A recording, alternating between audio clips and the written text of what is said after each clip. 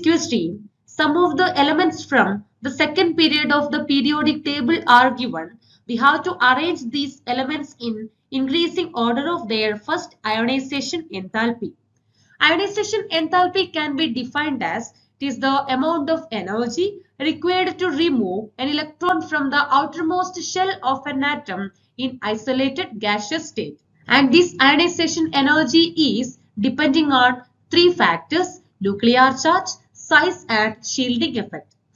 Down the group, size of the atom is increasing. As a result, the force of attraction between the nucleus and valence shell is decreasing. So it becomes easy to remove the electron. Hence, down the group, we can say the ionization energy is decreasing. But among the period, due to the increase in nuclear charge or proton, the force of attraction between the nucleus and the valence shell electrons increasing. So it is hard to remove the electron from the atom. Hence, ionization energy will increases.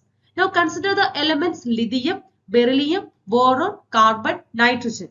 Here lithium has the atomic number 3 and nitrogen has the atomic number 7. So we are expecting the ionization energy will increases from lithium to nitrogen gradually. But there is an exception between the beryllium and boron, because beryllium has the electronic configuration 1s2 2s2 and that of boron is 1s2 2s2 2p1. Comparing to boron, beryllium is highly stable because of the presence of completely filled 2s subshell. While removing the first electron, in case of beryllium, we have to remove from the completely filled 2s orbital. But in case of boron, it is easy to remove from 2p orbital.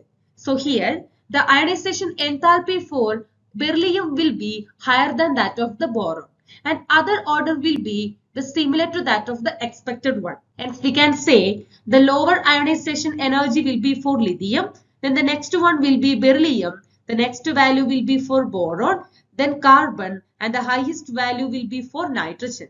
So from these options, the correct answer is option C.